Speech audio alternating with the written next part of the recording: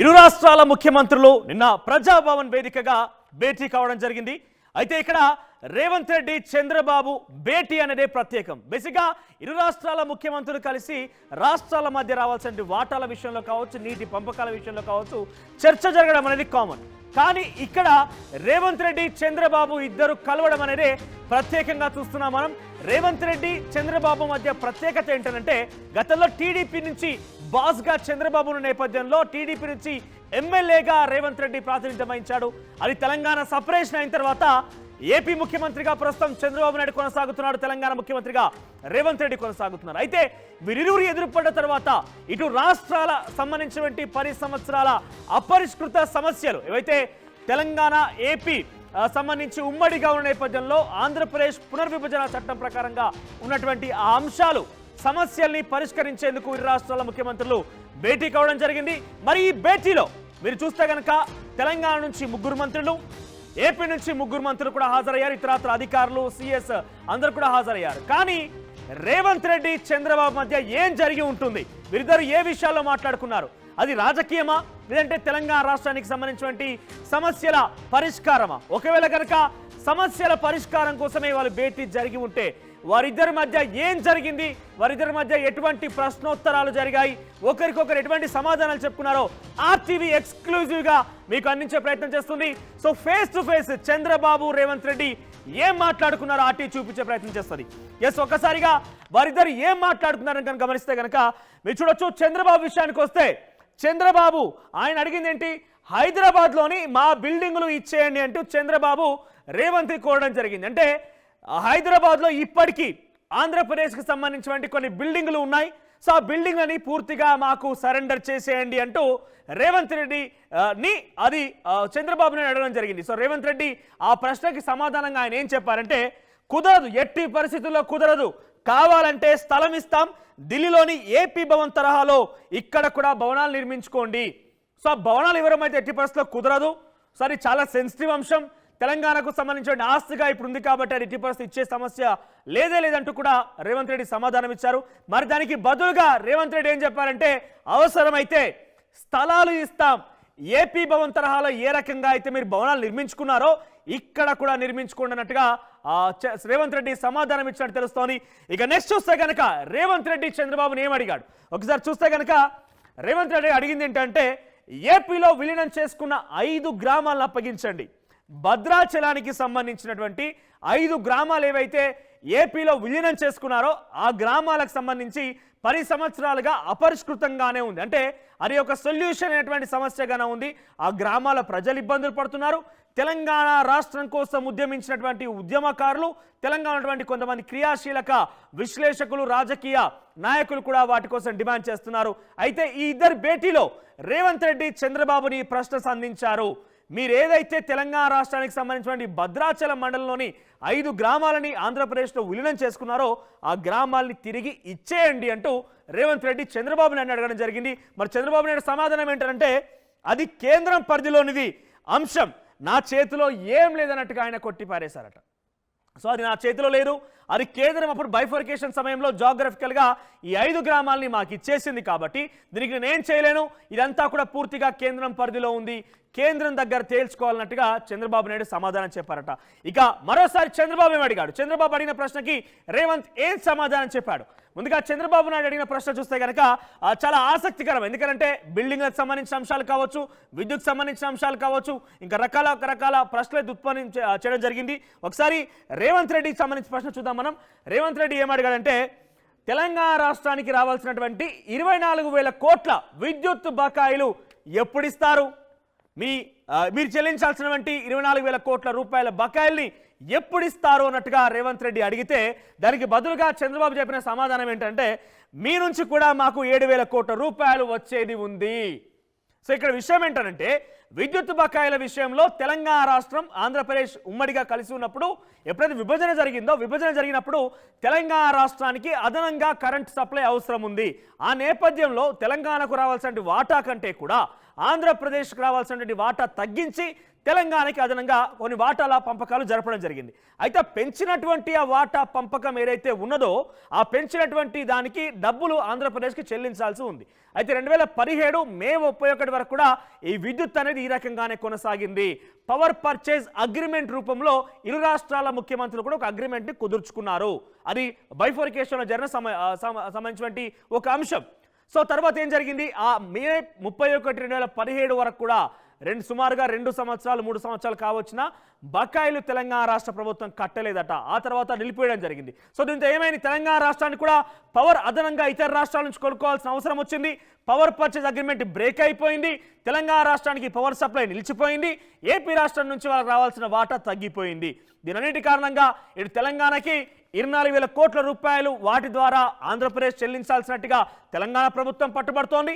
ఇక ఆంధ్రప్రదేశ్ రాష్ట్ర ముఖ్యమంత్రి చంద్రబాబు నాయుడు ఏమంటున్నారంటే, లేదు తెలంగాణ రాష్ట్రమే మా దగ్గర నుంచి పవర్ కొనుగోలు చేసింది, మీకు రావాల్సిన వాటా కాకుండా అదనంగా తీసుకుంది, కాబట్టి మాకే మీరు సుమారుగా 7,000 కోట్ల రూపాయలు చెల్లించాల్సి ఉంది, వాటి సంగతి ఏంటంటూ చంద్రబాబు సమాధానం కూడా చెప్పారట. ఇంకొకసారి జలాల విషయానికి వద్దాం. జలాల విషయానికి వస్తే కనుక రేవంత్ రెడ్డి అడిగిన ప్రశ్న ఏంటంటే కృష్ణా జలాలకు సంబంధించిన అంశం. So KRMB Krishna river management బోర్డుకు సంబంధించి ఓవరాల్గా 881 టీఎంసీలకు సంబంధించి నీటి వాటా అక్కడ కృష్ణా రిజర్వాయర్ ద్వారా కృష్ణా నది ద్వారా మనకు అందుతోంది. అయితే ఈ వాటాల్లో అధికంగా తెలంగాణకి రావాల్సి ఉన్నది అనేది ప్రధానంగా మొదటి నుంచి కూడా తెలంగాణ రాష్ట్రంలోని కొంతమంది ప్రజలు కావచ్చు, తెలంగాణ రాష్ట్రంలోని రాజకీయ పార్టీలు చెప్తున్నాయి. కానీ కేసీఆర్ దీన్ని తక్కువగా ఒప్పందం చేసుకున్నారు. కేవలం 299 టీఎంసీలకు మాత్రమే ఒప్పందం చేసుకున్నారు. మనకు అన్యాయం జరిగిందనే రకంగా తెలంగాణ రాష్ట్రం పట్టుబడుతోంది. తెలంగాణ రాష్ట్ర ఇప్పుడున్నటువంటి కాంగ్రెస్ పార్టీ ప్రభుత్వం గతంలో ప్రతిపక్షం ఉన్నప్పుడు కేసీఆర్ మీద నిప్పులు చెరిన పరిస్థితి కనబడింది. సో ఇప్పుడు ఆ అంశం తెర మీదకి వచ్చింది కాబట్టి ఇరు రాష్ట్రాల ముఖ్యమంత్రులు కూర్చున్నారు కాబట్టి మరి ఆ సంగతి ఏంటో తెలుసుకోవాల్సిన అవసరం కూడా తెలంగాణ రాష్ట్రం పక్షాన ఈ ప్రభుత్వం మీద ఉంది. కాబట్టి ఆ విషయాన్ని రేవంత్ రెడ్డి ఏం లేవనెత్తారంటే కృష్ణా జలం వివాదం సంగతి ఏంటి, సో మాకు రావాల్సిన వాటా కంటే కూడా మా గత ముఖ్యమంత్రి తక్కువగా తీసుకున్నారు, దానికి ఒప్పందం కుదుర్చుకున్నారు. ప్రస్తుతం ఇదంతా కూడా కేంద్ర పరిధిలోకి వెళ్ళిపోయింది. ఇరు రాష్ట్రాల ఎలక్షన్ సందర్భంగా తెలంగాణ ఎలక్షన్ సందర్భంగా ఇరు రాష్ట్రాలు కూడా పోటాపోటీగా అధికారులని కృష్ణా రివర్ మీదికి దించి శ్రీశైలం ప్రాజెక్టు దగ్గర అక్కడ దించేసి పెద్ద వివాదం జరిగింది, పెద్ద ఎత్తున యుద్ధం జరిగింది. కాబట్టి వాటన్నింటికీ ఫుల్ స్టాప్ పెట్టాలి. వివాదం సంగతి ఏంటంటూ రేవంత్ రెడ్డి అడిగిన ప్రశ్నకి చంద్రబాబు బదులిచ్చారు. ఏంటంటే మరోసారి భేటీ అయి నిర్ణయం తీసుకుందాం. ఇది అప్పుడప్పుడే మాట్లాడుకున్న విషయమేం కాదు, చాలా సుదీర్ఘంగా మాట్లాడుకోవాల్సిన అంశం. ఇరు రాష్ట్రాలకు సంబంధించినటువంటి నీటి పంపకాలు ఒక్క మీటింగ్లో అయ్యే చర్చ ఏం కాదు, ఇది మళ్ళీ మాట్లాడుకుందాం అన్నట్టుగా చంద్రబాబు బదులిచ్చారట. ఇక చివరిగా రేవంత్ రెడ్డి ఏమన్నారంటే ఒక చాలా ఇంట్రెస్టింగ్ విషయం, ఇది చాలా ఇంట్రెస్టింగ్ టాపిక్ వాళ్ళిద్దరి మధ్య రేజ్ అని చెప్పాలి. ఇక్కడ మీరు చాలా ఇంట్రెస్టింగ్గా వినాల్సిన అంశం ఏంటంటే రేవంత్ రెడ్డి అన్న మాట ఏంటంటే మనకు 60 మంది ఎంపీలు ఉన్నారు, అటు ఆంధ్రప్రదేశ్ తెలంగాణ కలిపితే 60 మంది ఎంపీలు ఉన్నారు. ఇరు రాష్ట్రాల సమస్యలపై కేంద్రం దగ్గరికి వెళ్ళి మనం కలిసి వెళ్తే బాగుంటుందన్న రకంగా రేవంత్ రెడ్డి మాట్లాడడం జరిగింది. సో ఇరు రాష్ట్రాలకు సంబంధించి అటు తెలంగాణ ఆంధ్రప్రదేశ్ బైఫర్కేషన్లో వచ్చినటువంటి హామీలు, తెలంగాణకు సంబంధించి కోచ్ ఫ్యాక్టరీ కావచ్చు, ఉక్కు కర్మాగారం కావచ్చు, ఇంకా చాలా బైఫర్కేషన్ సమయంలో హామీలు అయితే ఇచ్చింది కేంద్రం. సో అప్పుడు కేంద్రంలో ఉన్నటువంటి కాంగ్రెస్ పార్టీ హామీ ఇస్తే ఇప్పుడు మోడీ ప్రభుత్వం ఉంది కాబట్టి ఒక్క హామీ కూడా నెరవేర్చలేదు. కాబట్టి ఇద్దరం కలిసి వెళ్దాం, ఇద్దరు రాష్ట్రాలకు కలిపి 60 మంది ఎంపీలు ఉన్నారు, మన స్టాండ్ చూపిద్దాం, మనం కేంద్రం మీద పోరాడదాం అన్నట్టుగా చంద్రబాబుతోని రేవంత్ రెడ్డి అడిగితే చంద్రబాబు చాలా ఇంట్రెస్టింగ్గా బదులిచ్చారు. ఏంటంటే 2 రాష్ట్రాల్లో వేరువేరు పార్టీల అధికారంలో ఉన్నాయి. ఎస్, ఈ 2 రాష్ట్రాల్లో వేరువేరు పార్టీల అధికారంలో ఉన్నాయి. ఇక్కడ వేరువేరు పార్టీలు అంటే కేవలం టీడీపీ కాంగ్రెసే కాదు, టీడీపీ అనేది ఎన్డీఏ కూటమిలో భాగస్వామిగా ఉంది. కాబట్టి ఇటు ఇండియా కూటమిలో ఉన్నటువంటి కాంగ్రెస్ పార్టీ, ఎన్డీఏ కూటమికి సంబంధించిన బీజేపీ రెండు కూడా బద్ధ శత్రువులు. సో కాంగ్రెస్ పార్టీకి బద్ధ శత్రువు అయినటువంటి బీజేపీతోని చంద్రబాబు నాయుడు పొత్తులో ఉన్నాడు కాబట్టి అది సాధ్యపడదు. 2 రాష్ట్రాల్లో వేరే పార్టీలు అధికారంలో ఉన్నాయి కాబట్టి రాజకీయంగా అది కుదరదన్నట్టుగా చంద్రబాబు సమాధానం ఇచ్చారట. సో మొత్తం మీద ఒక ఇంట్రెస్టింగ్ ఆస్పెక్ట్ ఇదంతా కూడా. 2 రాష్ట్రాలను కలిసి వెళ్దాము, 60 మంది ఎంపీలు ఉన్నారు, మనం ఇద్దరం కలిసి వెళ్తే కేంద్రం నుంచి మనకు రావాల్సిన హక్కులను మనం తీసుకొచ్చుకోవచ్చని ఒక అంశాన్ని రేవంత్ రెడ్డి లేవనెత్తితే ఇది ఎట్టి పరిస్థితుల్లో కుదరదు. ఎందుకంటే 2 రాష్ట్రాలకు సంబంధించినటువంటి ప్రభుత్వాలు వేరువేరు పార్టీలో ఉన్నాయి కాబట్టి ఇది పరిస్థితుల్లో కుదరదంటూ కూడా చంద్రబాబు బదులిచ్చారట. ఎస్, ఇద్దరి మధ్య ఫేస్ టు ఫేస్గా జరిగిన అంశాలు ఇవి. సో ఇద్దరి మధ్యలో చాలా కీలకమైనటువంటి అంశాలు జరిగాయి. ఒకటి కృష్ణా జిల్లాలకు సంబంధించి కావచ్చు, విద్యుత్ బకాయిలకు సంబంధించిన అంశం కావచ్చు, భద్రాచలం నుంచి ఏదైతే 5 గ్రామ పంచాయతీలని ఏపీలో విలీనం చేసుకున్నారో వాటికి సంబంధించిన అంశం కావచ్చు. ఇక లాస్ట్గా మనం చూస్తున్నాం, ఈ ఇద్దరం కలిసి వెళ్దాము, కేంద్రం దగ్గరికి వెళ్ళి మన వాటాలు మనం తెచ్చుకుందాం అనే విషయంలో రేవంత్ రెడ్డి లేవనెత్తినప్పుడు కూడా చంద్రబాబు దానికి బదులిస్తూ ఇద్దరం వేరువేరు పార్టీలో ఉన్నాం కాబట్టి అది కుదరదన్నట్టుగా మాట్లాడడం జరిగింది. మరి వీరిద్దరి మధ్య ఎటువంటి అంశాలు, పెండింగ్ సమస్యలకు సంబంధించిన అంశాలు ఎటువంటివి మనకు క్లారిటీ వచ్చాయి, ఎటువంటి క్లారిటీ వచ్చిందో కూడా చూసే ప్రయత్నం చేద్దాం. సో ఎటువంటి అంశాలు క్లారిటీ వచ్చాయి, మరి ఇద్దరు చర్చించుకున్నారు, ఇరు రాష్ట్రాల నుంచి అధికారం తీసుకొచ్చారు, తర్వాత ఇరు రాష్ట్రాల నుంచి ముగ్గురేసి మంత్రులు కూడా వచ్చారు. వారంతా సుమారుగా 2 గంటల పాటు చర్చించుకున్నారు. మరి 2 గంటల యొక్క చర్చలో ఎటువంటి అంశాలు వాళ్ళు కొలిక్కి వచ్చాయని చూస్తే కనుక ఒకసారి 3 దశల్లో పెండింగ్ సమస్యల పరిష్కారం. సో 3 దశల్లో పెండింగ్ సమస్యల పరిష్కారం ఉండబోతోంది. అది ఏ రకంగా అనేది ఈ భేటీ తదనంతరం డిప్యూటీ సీఎంగా ఉన్నటువంటి బట్టి విక్రమార్క, తెలంగాణ రాష్ట్ర డిప్యూటీ ముఖ్యమంత్రి, తర్వాత మంత్రులు పొన్నం ప్రభాకర్, శ్రీధర్ బాబు, అటు ఆంధ్రప్రదేశ్ నుంచి అనగాని సత్యప్రసాద్, బీసీ జనార్దన్ రెడ్డి, తర్వాత కందుల దుర్గేష్, వీళ్ళంతా కూడా కలిసి మీడియా సమావేశం ఏర్పాటు చేసి చెప్పిన అంశాలు ఏంటంటే 3 దశల్లో పెండింగ్ల సమస్య పరిష్కారం. ఒక 2 వారాల్లో కమిటీ కూడా వేస్తాం. ఆ కమిటీకి సంబంధించి పూర్తి స్థాయిలో ఈ షెడ్యూల్ 9, 10లో పెండింగ్లో ఉన్నటువంటి అంశాలతో పాటుగా ఇంకేమైనా సమస్యలు కనుక పరిష్కారం జరిగితే ఆ సమస్యలు పరిష్కరిస్తాం. అది సాధ్యం కాదు అనుకుంటే నెక్స్ట్ స్టెప్లో మేము మంత్రుల కమిటీకి వెళ్తాం. అది కూడా సాధ్యం కాదు అనుకున్నప్పుడు ముఖ్యమంత్రులు నేరుగా కూర్చొని ఈ సమస్యని పరిష్కారం చేయబోతున్నారనేది ఈ యొక్క క్లారిటీ వచ్చింది. నెక్స్ట్ చూస్తే కనుక సమస్యల పరిష్కారానికి సంబంధించి కమిటీలు కూడా ఉండబోతున్నాయి. ఇక ఇరు రాష్ట్రాల ఉన్నతాధికారులు 2 వారాల్లో కమిటీ కూడా ఏర్పాటు కాబోతున్నట్టుగా తెలుస్తోంది. సో మొత్తం మీద ఇంకొక అంశం, చాలా కీలకమైన ఇంట్రెస్టింగ్ అంశం ఏంటంటే ఇక్కడ 3 దశలుగా కమిటీలు ఉండొచ్చు. అధికారులతో కూడినటువంటి కమిటీ, మంత్రులతో కూడినటువంటి కమిటీ, ఇక చివరిలో అన్ని సమస్యల పరిష్కారం కనుక కాకపోయినట్టయితే చివరిగా ముఖ్యమంత్రులతో కూడినటువంటి కమిటీ కూడా ఉండబోతోంది. ఇక తదుపరి ఒక కీలకమైనటువంటి నిర్ణయం ఇరు రాష్ట్రాలకు సంబంధించినటువంటి ముఖ్యమంత్రులు తీసుకున్నట్టుగా తెలుస్తోంది. ఎస్, ఇది ఒక బిగ్ బ్రేకింగ్ అని చెప్పాలి. ఎందుకంటే ఇరు రాష్ట్రాల ముఖ్యమంత్రులు తీసుకున్నటువంటి ఒక ఉమ్మడి నిర్ణయం తెలుగు రాష్ట్రాల రెండింటికి కూడా డ్రగ్ ఫ్రీ స్టేట్గా చేయాలి. అంటే డ్రగ్స్ నిర్మూలించేటువంటి ఒక రాష్ట్రాలుగా, డ్రగ్స్ మొత్తంగా ఎట్టి పరిస్థితుల్లో కూడా కనబడకుండా ఉండేలా చేయాలి. డ్రగ్స్ సైబర్ నేరాల కట్టడికి ఉమ్మడి కార్యాచరణ. అంటే ఇప్పటికే మనం చూస్తున్నాం, ఎక్కడ గంజాయి పేరు వినిపించినా కూడా గత ప్రభుత్వంలో మనం ఎక్కడ చూసిన వార్తల్లో విన్నాం. అది ఏపీ రాష్ట్రానికి సంబంధించినటువంటి విధంగా ఎక్కడో చోట జరిగినా కూడా ఏపీ పేరు అయితే వచ్చేది. సో అంతటి స్థాయిలో ఏపీలో గంజాయి యొక్క పెంపకం జరుగుతోంది, గంజాయిల యొక్క స్మగ్లింగ్ జరుగుతున్నట్టుగా పెద్ద ఎత్తున మనం గత వార్తల్లో విన్నాం. ఇన్ఫాక్ట్ ఆ సంస్కృతి తెలంగాణలో కూడా ఉన్నది, కానీ ఇక్కడ డ్రగ్స్ పెద్ద ఎత్తున విచ్చలవిడిగా మనకు కనబడుతూ ఉంటుంది. ఎక్కడ చూసినా కూడా డ్రగ్స్ సంబంధించిన కేసులు బయటపడుతూ ఉంటాయి. అయితే ఇక్కడ 2 తెలుగు రాష్ట్రాలను కూడా డ్రగ్ ఫ్రీ స్టేట్గా చేసేందుకు 2 రాష్ట్రాల ముఖ్యమంత్రులను జరిగిన భేటీలో ఈ అంశం కూడా చర్చకు వచ్చింది. డీజీ